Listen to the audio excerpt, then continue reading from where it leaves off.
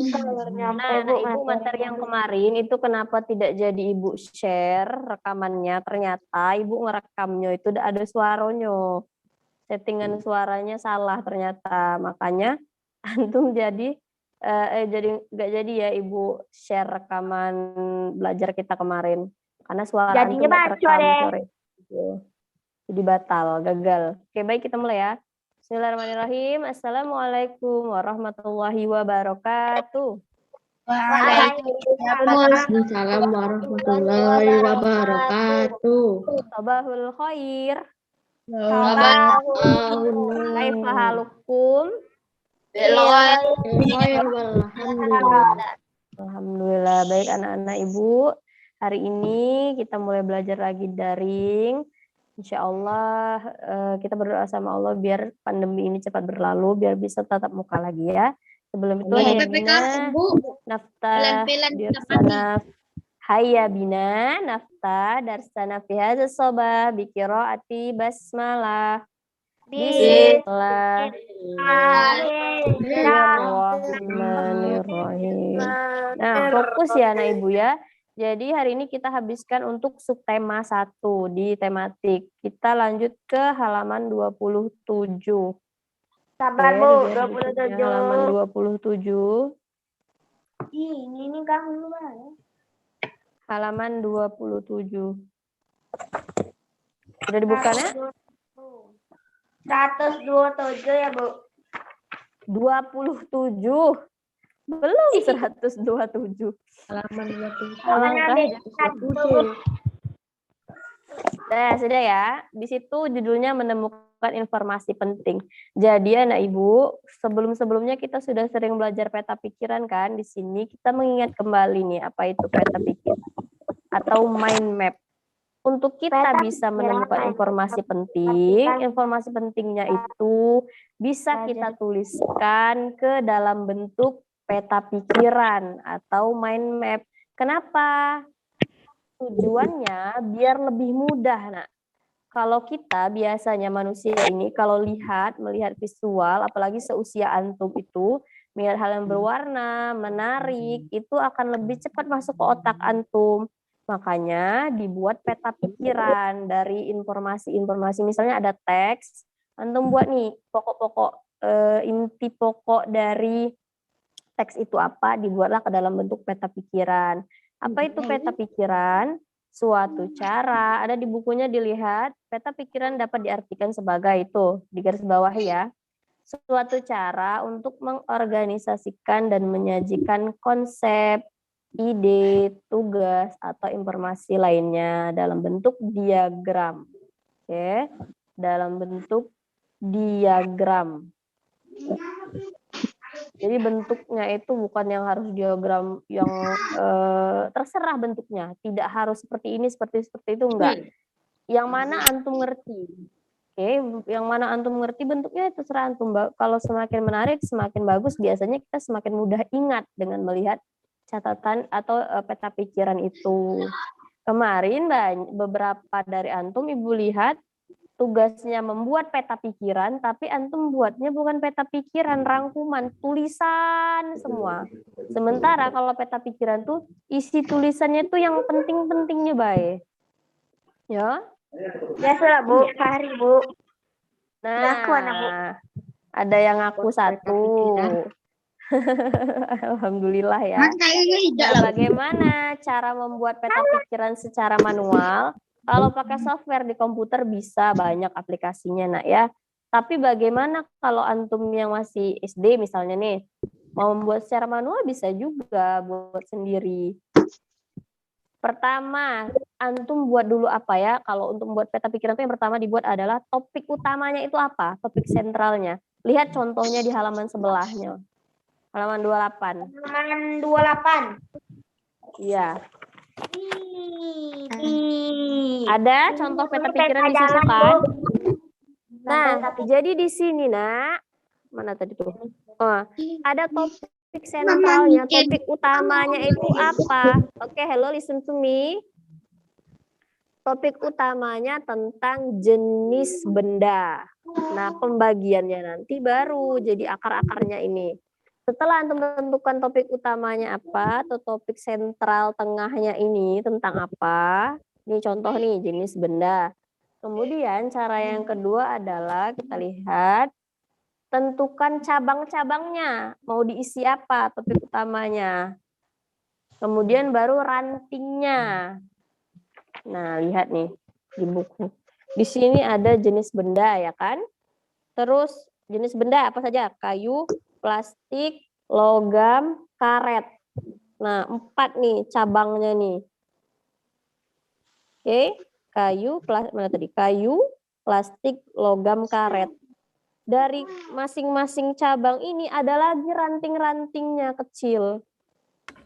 Contoh plastik, ada cabangnya lagi nih, ada ranting-rantingnya lagi. Plastik itu contoh sifatnya isolator, ringan, tidak tembus, itu sifatnya. Keranting sini lagi gunanya apa? Untuk jadi ember, tempat sampah. Nah, kayu. Contoh nih, kayu. Sifatnya ada cabangnya lagi nih. Gunanya ada juga cabangnya. Nah, seperti itu nak cara membuat peta pikiran. Bukan brok langsung antum tulisan sepanjang inilah, itu namanya membuat rangkuman. Malah antum membuat cerita baru kalau seperti itu ya. Paham, Tom? Itu cara membuat peta pikiran. Nah, di bawahnya ada teks itu, Nak. Teksnya adalah, mana nih tadi? Peristiwa pertemuan di Dalat. Dalat itu nama tempat ya. Di Dalat nama tempat. Sambungan cerita yang kemarin. Jadi saat tentara Jepang yang sedang terdesak oleh tentara sekutu, beberapa wilayah Jepang itu, Nak, jadi Jepang waktu itu kan lagi menjajah Indonesia. Kemudian suatu ketika ada saatnya nih di mana Jepang itu juga mengalami masa-masa sulit. Nah, mereka sedang terdesak oleh tentara sekutu nih. Sekutu itu negara-negara yang barat sana ya. Nah, sampailah beberapa wilayah di Jepang itu, Nak, dijatuhi oleh bom. Oleh musuh dia nih, musuh si Jepang nih. Iya. Jadi, Jepang ini gimana caranya untuk menarik simpati rakyat Indonesia nih, biar rakyat Indonesia simpati? Jepang berjanji akan menghadiahkan kemerdekaan, janjinya seperti itu. Nah, tanggal 9 Agustus, garis bawahi di bukunya. 9 Agustus Ya, 1945, apa yang terjadi yang di tanggal 9 Agustus 1945 di garis bawahi di bukunya? Oke. Insinyur Soekarno, Muhammad Hatta, dan Dr. Rajiman Widyodiningrat. Garis bawahi nama-nama orangnya, Nak ya. Insinyur Soekarno, Muhammad Hatta, dan Dr. Rajiman Widyodiningrat pergilah ke Dalat di Saigon untuk bertemu dengan Marsekal Terauchi, Panglima Besar Tentara Jepang di Asia Tenggara. Nah, Panglima tersebut beliau menyampaikan informasi kepada pemerintah Indonesia saat itu bahwa Jepang akan memberikan kemerdekaan kepada bangsa Indonesia. Jadi yang Panglima dari Jepang tadi bilang nih, Nak, Jepang itu akan memberikan kemerdekaan atau menjanjikan kemerdekaan ke negara Indonesia. Padahal bohong kan, Bu? Nah, pertemuan nih, Nak, pertemuan antara Panglima Jepang tadi dan pemerintah Indonesia menimbulkan maksudnya ya, menimbulkan pertentangan nih di dalam negeri kita nih. Terjadilah perbedaan pendapat antara tokoh golongan tua dan tokoh golongan muda. Golongan muda tidak menginginkan, tidak mau, Nak, golongan muda kayak antum ini kan semangatnya menggebu-gebu nih kalau masih muda nih. Mereka tidak ingin nih kemerdekaan Indonesia itu diatur-atur sama Jepang. Mereka nggak mau. Mereka menginginkan proses kemerdekaan Indonesia itu disiapkan oleh bangsa Indonesia tersendiri tanpa ada campur tangan dari negara asing. Nah, seperti itu anak ibu. Tugasnya untuk materi ini adalah di halaman 29-nya ayo aplikasikan. Membuat peta pikiran dari teks ini. Teks tentang peristiwa pertemuan di Dalat ini ya. Oke, jadi antum buat nih apa poin pentingnya. Sedikit Ya, aja Bu. nggak apa-apa peta pikiran itu udah harus panjang-panjang. Inti-intinya saja. Lanjut. Berarti nulisnya enggak usah yang kayak ini kan Bu, gambar di atas Enggak, ini kan Bu. terserah antum mau bikinnya bunga matahari, boleh. Halaman Rangga, 29 Rangga, halaman 29 Rangga yang bawah sekali. Mau antum bikin awan-awan, mau antum bikin angin puting beliung, petir, terserah antum mau bikinnya gimana. Kreasi sendiri. Kalau bisa diwarnai ya. No Lanjut. way. No way. Halaman 31. Nah, Bu, di sini tanya nah dulu, ada Bu. peristiwa merobek bendera Belanda di Hotel Yamato. Nah, bagaimana ceritanya? Halaman berapa Awal nih, Bu? mulanya Halaman kejadian 9, Bu. ini, halaman 31, awal mula kejadian ini diawali ketika pemerintah Indonesia diharuskan atau mengharuskan mengibarkan bendera merah putih di seluruh Indonesia sebagai bentuk maksudnya sebagai bentuk agar orang-orang tahu pengakuan kemerdekaan kita gitu ya, sebagai kedaulatan bangsa kita bahwa negara kita udah merdeka dari Belanda.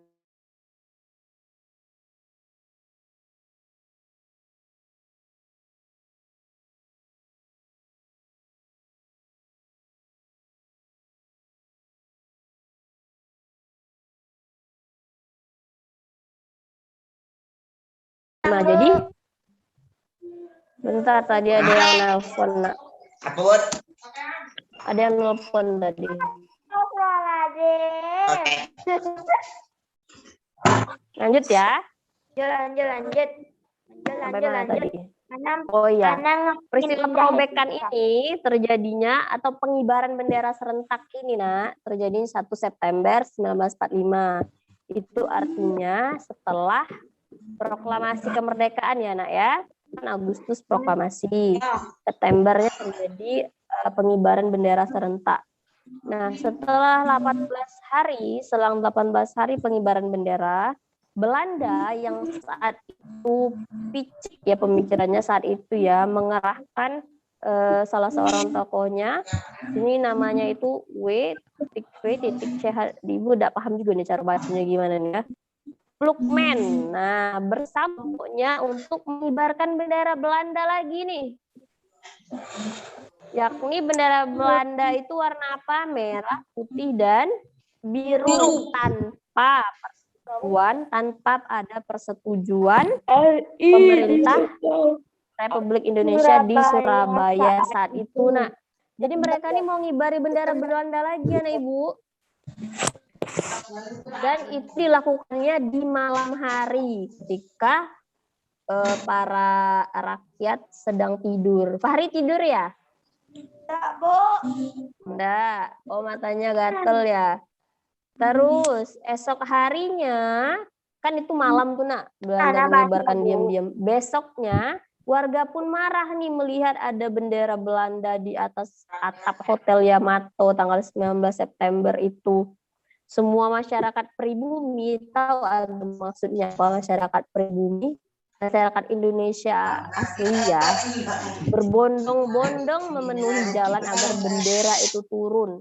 Sebagai perwakilan saat itu, Sudirman bersama rekannya menemui Plukman agar mau menurunkan bendera tersebut.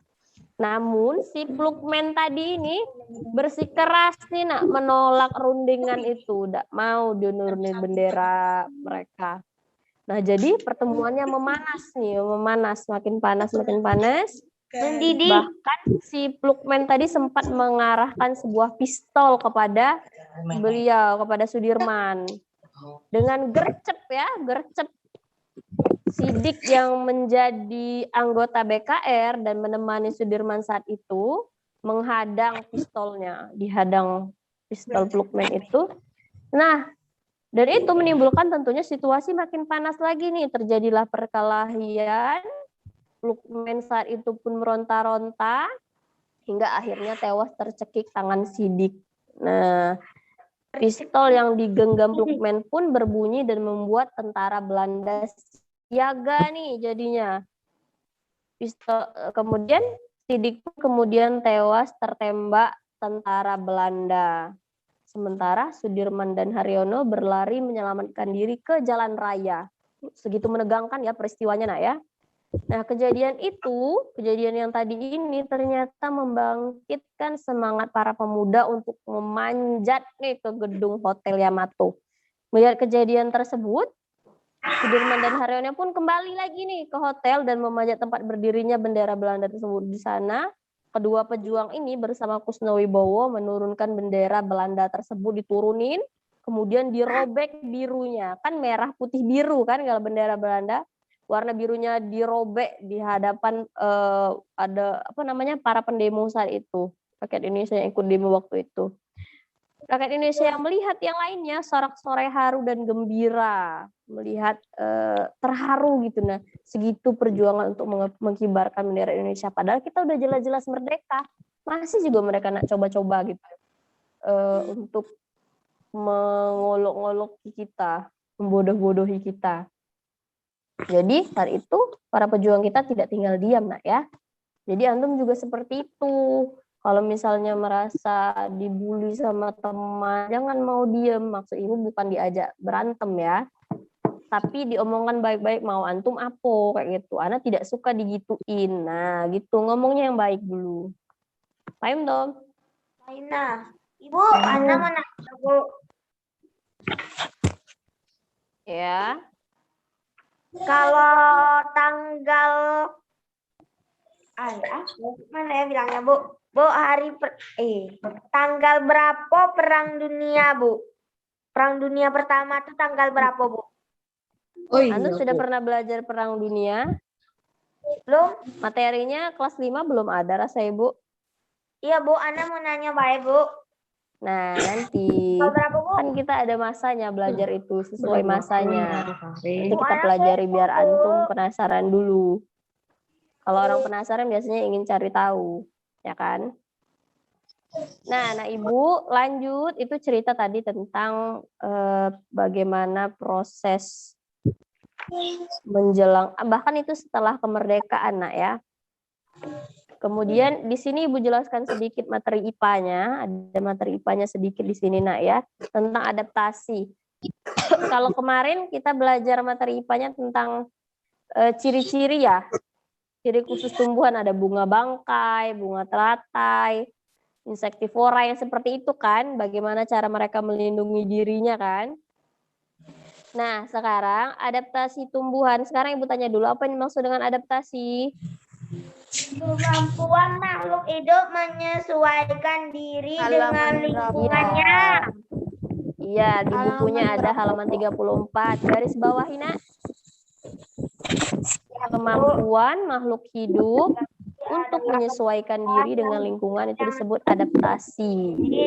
Manusia pun juga beradaptasi. Hewan juga beradaptasi. Tumbuhan pun juga beradaptasi. Karena kita semua sebagai makhluk harus menyesuaikan diri nih dengan lingkungan kita. Kenapa kita harus beradaptasi? Karena kita harus bertahan. Nah, kita harus bertahan hidup agar bisa memperoleh makanan, bisa melindungi diri. Makanya kita harus beradaptasi. Nah, adaptasi ini ada jenis, dilihat di bukunya yang ditebalkan itu di halaman 35. Ada yang namanya adaptasi morfologi, ada adaptasi fisiologi, dan ada adaptasi tingkah laku. Oke. Morfologi, fisiologi, tingkah laku. Iya. Apa itu adaptasi morfologi? Kalau adaptasi morfologi, jadi makhluk hidup itu cara beradaptasinya dengan menyesuaikan bentuk atau alat-alat tubuhnya dengan lingkungan habitatnya. Contoh nih, adaptasi morfologi pada tumbuhan ya. Ada tumbuhan yang bentuk daunnya kecil-kecil seperti duri untuk memperkecil penguapan. Ada yang bentuk daunnya lebar dan tipis untuk memperbanyak penguapan. Ada Ibu, bentuk buku halaman berapa, Bu? halaman 34 dan 35. 35. Bismillahirrahmanirrahim. Minum dulu ya. Ya, segar, Bu. Ada yang bentuk akar napas pada tumbuhan, ada yang batangnya berongga pada tumbuhan yang tinggal di air. Jadi semuanya itu bentuk tubuhnya itu disesuaikan. Nak. Siapa yang membuat dia sesuai? Lingkungan. Siapa Adaptasi. yang membuat tubuh tumbuhan itu sesuai dengan lingkungannya? Allah Subhanahu wa Ta'ala. Iya, Allah Subhanahu wa Ta'ala. Jadi diciptakan sama Allah tumbuhan ini nih seperti ini karena dia tinggalnya di air. Tumbuhan ini seperti ini karena dia tinggalnya di padang pasir sana. Kalau itu semua sudah sedetail itu Allah menciptakan, Nak, bahkan dengan yang tidak terpikir sama kita. Allah tahu gitu. Ya iyalah Allah yang menciptakan kita ya kan. Itu adaptasi morfologi. Jadi penyesuaian bentuk tubuh si tumbuhan ini, bentuk dan alat-alat tubuhnya. Jadi disesuaikan dengan lingkungan. Kalau yang kedua, adaptasi fisiologi. Kalau nguap ditutup mulutnya, nanti ibu tersebar ke dalam mulut antum. Oke, yang kedua, adaptasi fisiologi. Fisiologi itu bagaimana ya Bu Indah cara beradaptasinya? Jadi kalau adaptasi fisiologis ini agak sulit kita melihatnya, Nak, secara dengan kasat mata. Karena biasanya dia terletak di bagian dalam tubuh makhluk hidup itu, di alat-alat tubuhnya, yang organ dalam tubuhnya akan disesuaikan dengan lingkungannya. Yang terakhir ada namanya adaptasi tingkah laku. Nah, tinggal 10 menit nih waktu kita nih. Adaptasi tingkah laku. Suatu adaptasi yang dilakukan makhluk hidup untuk menyesuaikan tingkah laku dengan habitatnya. Contohnya apa? Kemarin yang Ibu bilang meranggas, tumbuhan itu menggugurkan daunnya.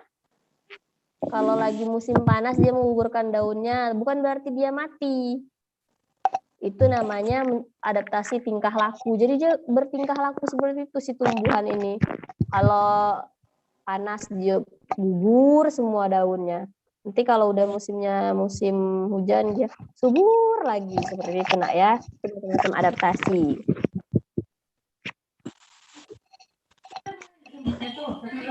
Oke. Sedikit lagi, Nak. Tinggal berapa? 2 materi lagi nih. Berapa lagi, Bu? Oh ya, nih. Tentang peristiwa pembacaan proklamasi dan siapa saja yang memproklamasikan. Oke, di halaman 38. Oh, aduh. Kita lanjut ke sebelahnya, halaman 38, peristiwa pembacaan proklamasi. Jadi dari pagi hari, kan ini tanggal 17 Agustus 1945. Nah, sejak pagi hari itu halaman rumah di Jalan Pegangsaan Timur nomor 56 sudah sangat sibuk. Suwiryo selaku wakil wali kota Jakarta tampak sibuk waktu itu. Suhud, seorang anggota barisan pelopor, ditugasi untuk mencari tiang bendera dan menyiapkan bendera merah putih. Jadi ada yang nyari bendera, ada yang nyari tiang benderanya. Bahkan saat itu, Nak, tahu antum? Tiang benderanya itu pakai sebatang bambu, sedangkan bendera merah putihnya itu dijahit sendiri oleh Ibu Fatmawati. Nah, jam 10.00 pagi acaranya dimulailah. Jadi acara dimulai itu bukan langsung tiba-tiba proklamasi, enggak. Pidato dulu Insinyur Soekarno saat itu sebagai pengantarnya. Kemudian baru dibacakan teks proklamasi. Setelah dibacakan teks proklamasi, barulah dikibarkan nih bendera yang kita cintai ya, bendera merah putih. Siapa saja para pengibar benderanya? Nah, ini biasanya selalu masuk ujian biasanya ya. Dilihat, Latif Hendra Diningrat, tuh satu pengibar bendera merah putih. Dibantu oleh S. Suhud. Lanjut. Tanpa dikomando, bersamaan dengan naiknya bendera merah putih, para hadirin mengumandangkan lagu Indonesia Raya. Lagu tersebut ciptaan W.R. Supratman. Jadi nanti setelah proses proklamasi itu, berita tentang proklamasi ini disebarkan nih ke seluruh Jakarta, bahkan ke seluruh penjuru tanah air. disebarkan melalui radio, melalui poster, surat kabar, selebaran, bukan dari Instagram ya, zaman itu belum ada kita Instagram. Jadi berita proklamasi itu disebarkan kemana-mana, ke seluruh penjuru tanah air Indonesia. Nah, seperti itu ceritanya pembacaan proklamasi. Siapa saja yang tokoh-tokoh yang memproklamasikan kemerdekaan, di halaman 49 ada orang-orangnya. 1, ada Insinyur Soekarno. Kemudian yang kedua, Dr. Andes Muhammad Hatta. Ahmad Subarjo, beliau membantu apa? Ahmad Subarjo ini membantu persiapan konsep teksnya, teks proklamasinya. Dengan apa? Dengan mempersilahkan rumahnya nih digunakan untuk kegiatan sangat penting itu. Jadi beliau ini mempersilahkan orang di rumah beliau nih. Kemudian yang keempat, Bu Fatmawati apa? Bantuan dari Bu Fatmawati adalah menjahit bendera pusaka merah putih. Dan yang kelima, tokohnya yaitu yang mengetik naskah proklamasi, Sayuti Melik. Iya, Sayuti Melik. Terakhir tentang pola lantai. Pas waktunya nak ya. Halaman 53. Berarti besok kita masuk subtema 2 ya besok ya. Pola lantai. Nah, pola lantai ini dari kelas berapa belajar? Kelas 5 udah ada juga ya. Pola lantai.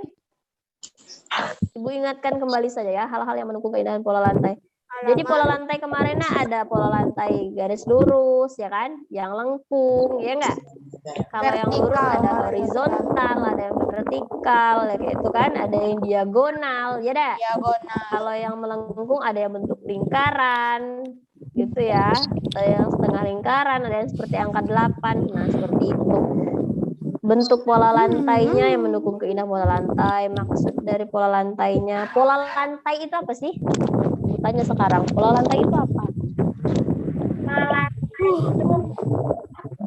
Jadi kalau antum lihat orang nari itu tegaknya nggak sembarangan kan nak? Nah pengen tegak sini beh, nah di sini beh, nah di sini enggak. Orang nari itu tidak sembarangan pola dia tegak, duduk. Ada polanya. Ada yang kayak tari saman. Kalau tari saman tuh polanya garis lurus ya. Semuanya kan duduk berjejer lurus kan? Nah, ada juga yang tarian itu bentuk lingkaran polanya. Banyak macam-macam nak ya.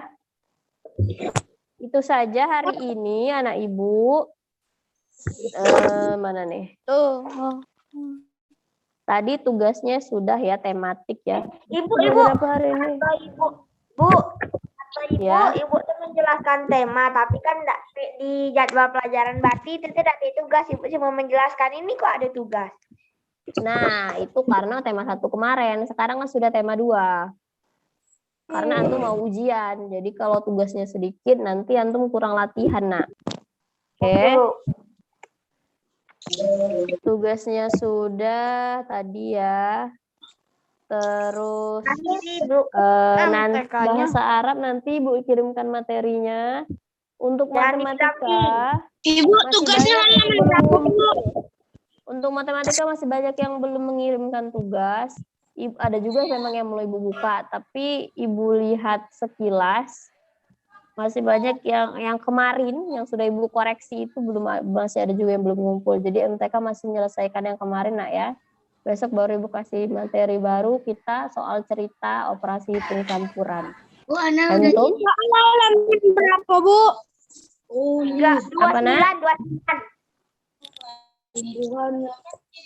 Baik, kita akhiri dengan alhamdulillah.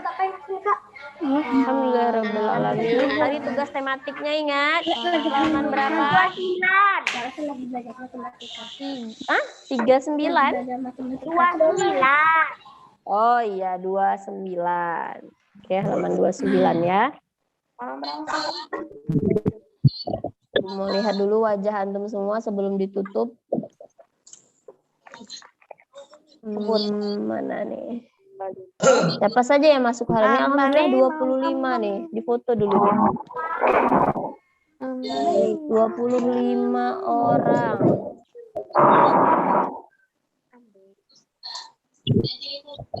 Tunggu ya, Ibu siap-siap foto dulu. Senyum kalau difoto, jangan merengut. Ya, siapkan gaya terbaik Anda. Senyum termanisnya. Ami. 1, 2, 3. Oke. Sip. Baik anak ibu, kita akhiri ya. Sudah alhamdulillahirrahmanirrahim tadi kan. Assalamualaikum warahmatullahi wabarakatuh. Waalaikumsalam warahmatullahi Wabarakatuh.